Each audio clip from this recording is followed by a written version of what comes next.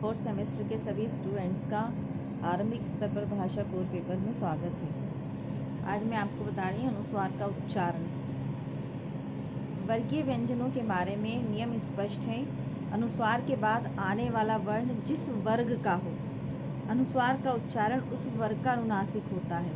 इन्हें नीचे दिए उदाहरण से अधिक स्पष्ट किया जा सकता है। जैसे स्थान, कौन सा व्यंजन कहाँ से निकलेगा? कठोर अघोष, मृदु घोष, अनुनासिक।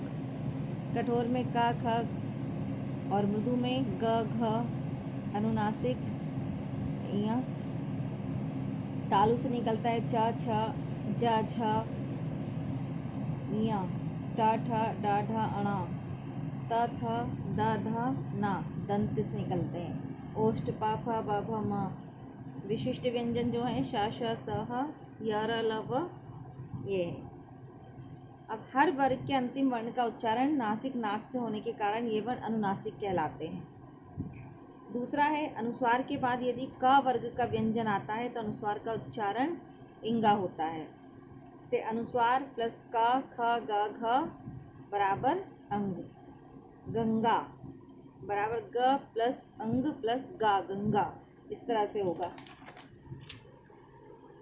तीसरा नियम है अनुस्वार के बाद यदि च वर्ग का व्यंजन आता हो तो अनुस्वार का उच्चारण इया होता है। जैसे अनुस्वार प्लस च छ ज छ बराबर इया। जैसे पंच तो प इया च, पंच, इस तरह से लिखेंगे। चौथा नियम है अनुस्वार के बाद यदि ट वर्ग का व्यंजन आता है तो अनुस्वार का उच्चारण अणा होता है।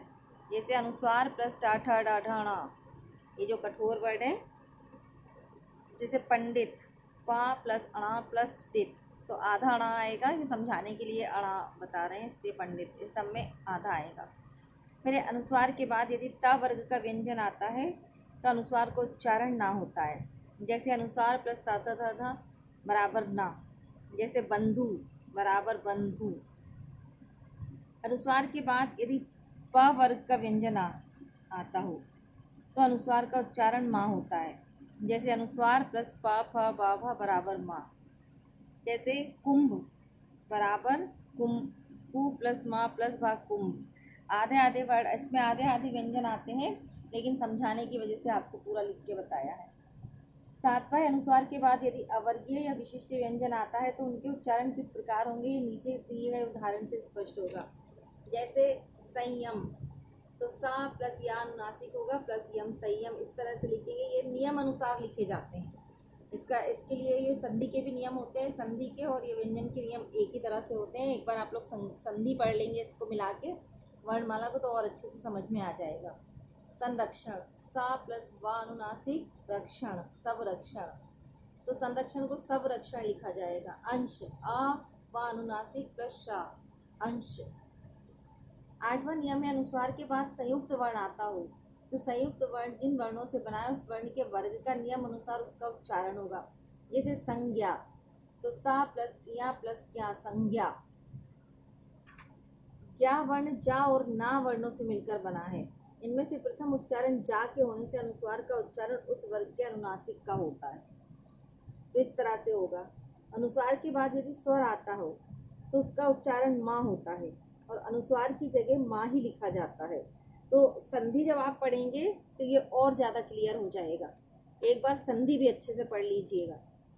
फिर है पदांत, छंद का चौथा भाग जिसे चरण भी कहा जाता है, इसमें भी अनुस्वार आता है तो उसका उच्चारण माँ हो सकता है। इसके बाद है अनुस्वार और अनुनासिक में अंतर।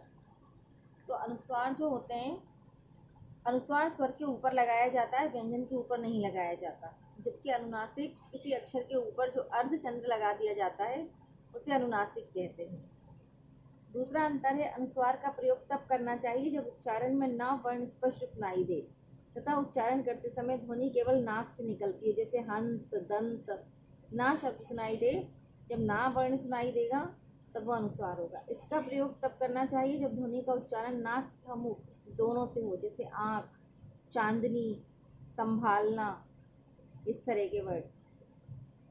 तीसरा है अनुस्वार को परिवर्तित कर वर्ण के रूप में लिखा जा सकता है, अनुनासिक को परिवर्तित करके नहीं लिखा जा सकता है। चौथा अंतर है शिरोरेखा से ऊपर लगी मात्राओं वाले शब्दों में अनुनासिक के स्थान पर अनुस्वार का प्रयोग किया जाता है, जैसे गोंद, क्योंकि आदि।